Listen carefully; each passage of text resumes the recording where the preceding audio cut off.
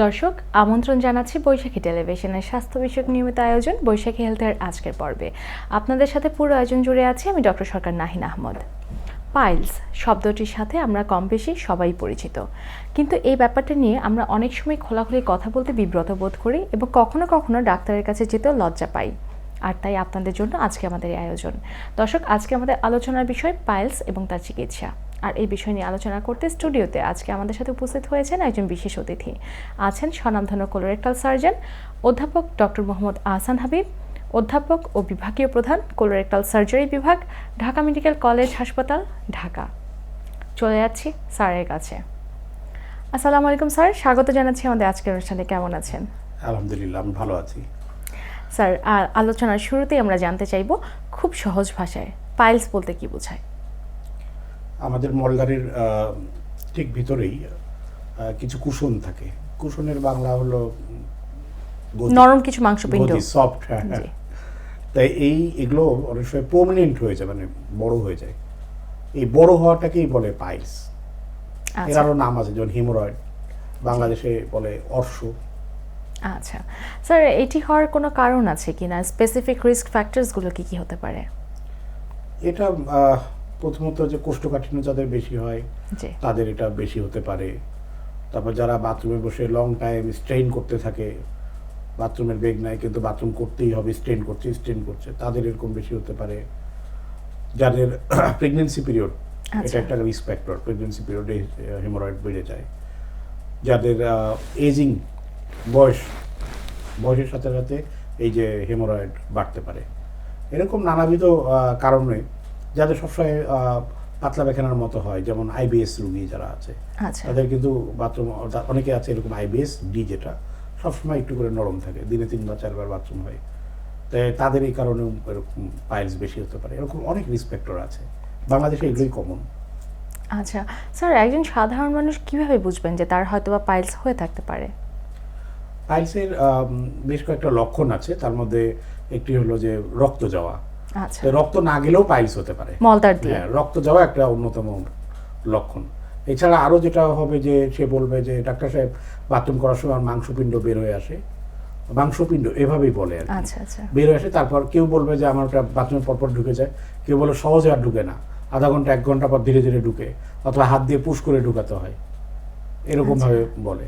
আবার এই যে যার ঢুকে বের হয় বা অনেকে বের হয়েই থাকে একটু, এটা 4 ডিগ্রি পাইলস যেটা, তখন হয় কি ওখান থেকে একটু মিউকাস ডিসচার্জ হয়, কারণ ওটা তো এনাস দিয়ে ক্লোজ থাকে, যে কারণে ওখানকার যে ডিসচার্জটা বাইরে আসে না। কেউ যার 4 ডিগ্রি তার ওটা বের হয়েই থাকে, তাহলে ওখান থেকে যে ডিসচার্জ, তখন ওই ডিসচার্জটা ওই মলদ্বারের পাশে ওটা লেগে থাকে, ভিজা ভিজা হয়ে থাকে, তখন বলে চুলকায়, ভিজা থাকে চুলকায়, এরকম সমস্যা নিয়ে বলে। তারপরে যে ঢুকে বের হয় সবসময় যে ঢুকবে আর বের হবে, বের হবে আর ঢুকবে এরকম না, বের হলো কিন্তু ওখানে ইনফ্লামেশন হয়ে ওটা ফুল এরকম হয়ে গেল, ঢুকে না, তখন বলে এটা স্ট্র্যাঙ্গুলেটেড ইন্টারনাল হেমারেজ, এটা একটা ইমার্জেন্সি কন্ডিশন। এরকম নানাভাবে একটা রোগী প্রেজেন্ট করে। আরেকটা হলো যে রক্ত স্বল্পতা। এটা মানে এখন হয়তো রোগী বেশি দেখি, এই জন্য হয়তো এখন এরকম রোগী বেশি পাই, কারণ বেড়ে গেছে এটা তো বলা যাবে না। এরকম যে ধরে নেন 5 ব্যাগ রক্ত দিতে হয়েছে, এতই রক্ত স্বল্প হয়ে গিয়েছে, পরে কেউ তো ওটা করতে চায় না, কারণ ভয় পায়, আমি মলদার করে দিলাম, দেখো রক্ত পড়তেই থাকলো, তখন কী সমস্যার সমাধান কী হবে? কিন্তু আমি যেহেতু নিজে কোলোনোস্কোপি করি, আমি কোলোনোস্কোপি করে একদম ক্ষুদ্রান্ত রোগীদের দেখে আসি, টার্মিনাল এলাম, দেখলাম যে না, অনলি সোর্স হলো দ্যাট হেমোরয়েড, মানে পাইলস, তখন আমি পাইলসের অপারেশন করে দিই। এটাও আমাকে মাঝে মাঝে করতে হয়। তো এইভাবে তাহলে রক্ত স্বল্পতা নিয়েও প্রেজেন্ট করতে পারে। আর রক্ত স্বল্পতার তো এই লক্ষণ ওই রকমই, যে শরীর দুর্বল লাগবে, অসাড় মনে হবে, বুকে একটু হাঁটা চলাফেরা করলে ধড়পড় করবে বুক, এলপিটেশন বলে, এই যে মানে অনেক দুর্বলতা, এরকমভাবে রোগী প্রেজেন্ট করে। আচ্ছা স্যার, আপনি মলদ্বার দিয়ে রক্তপাতের কথা বলছিলেন যে পায়খানার সময় হয়তো বা রক্ত বের হতে পারে। স্যার, এটার সাথে কি কোনো ব্যথা ইনভলভড কিনা, ব্যথা হয় কিনা রোগীর? ইউজুয়ালি যেটা পিওর পাইলস, যেটা সেই পাইলসে রোগীদের ব্যথা হয় না। ওর তো মলদ্বার একটু উইকের মতো বলেই তো এটা বের হচ্ছে, মলদ্বার যদি টাইট থাকে তো বের হতো না। কিন্তু না, পাইলসের সাথেও অ্যানাল ফিশার থাকতে পারে, মানে মলদ্বার একটু চাপা কিন্তু আবার ভিতরে। একটু যদি পাইলস এবং অ্যানাল ফিশারের মাঝে পার্থক্যটা বুঝিয়ে বলুন। অ্যানাল ফিশার হলো একটা হলো ঘা, মলদ্বারে ঘা, যে কারণে মলদ্বারে অনেক ব্যথা হয়। তো এই দুটো একসাথে থাকতে পারে, সেক্ষেত্রে তার ব্যথা হয়। আর পাইলস যদি বেশি বড় হয়ে যায়, ফোলাটা মানে ওই যে বললাম যে কুশন, তখন তার এটা ডিসকমফোর্ট করতে পারে, অস্বস্তি। আচ্ছা আচ্ছা। আর যদি হঠাৎ করে ফুলে বড় হয়ে যায়, ঢুকছে না, ওটা বললাম স্ট্র্যাঙ্গুলেটেড হেমোরয়েড বা থ্রোম্বোজ এক্সটার্নাল হেমোরয়েড, এটাতে অনেক ব্যথা হয়। আচ্ছা স্যার, এ ধরনের সমস্যা নিয়ে রোগীরা যখন আপনাদের কাছে আসছেন, তখন আপনারা প্রাথমিক পর্যায়ে কিভাবে রোগ ডায়াগনোস করছেন, কি কি টেস্ট করতে দিচ্ছেন? আমরা রোগীকে এক্সামিনেশন করি এবং প্রত্যেকটা রোগীর হলো ফিজিক্যাল এক্সামিনেশন, প্রথমে জেনারেল এক্সামিনেশন, পরে পাররেক্টাল এক্সামিনেশন করি। সেখানে ডিআরই করি, প্রয়োজনে প্রোক্টোস্কোপ করা হয়। আর আমি সব রোগীর মিনিমাম শর্ট কোলোনোস্কোপি পরীক্ষা করি, মানে সিগময়েডোস্কোপি, এটা করার চেষ্টা করি সব রোগীতে। করার পরে তারপর তার চিকিৎসায় চলে যায়। আচ্ছা আচ্ছা স্যার, চিকিৎসা পদ্ধতির ব্যাপারে একটু জানতে চাচ্ছিলাম।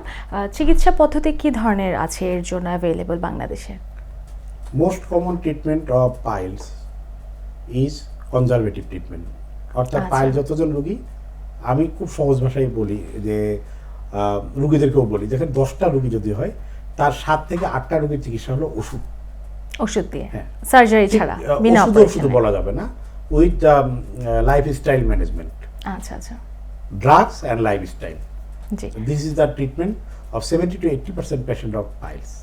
আচ্ছা, তাহলে স্যার বাকি পেশেন্টদের জন্য আমাদের সার্জারি করা লাগছে, সেক্ষেত্রে স্যার অপারেশনের জন্য কোন কোন পদ্ধতি আপনারা অবলম্বন করছেন? লেজার সার্জারির কথা আমরা জানি, আধুনিক চিকিৎসা ব্যবস্থা লেজার সার্জারি আছে, সেটি নিয়ে যদি একটু খোলাখুলি বলতেন স্যার।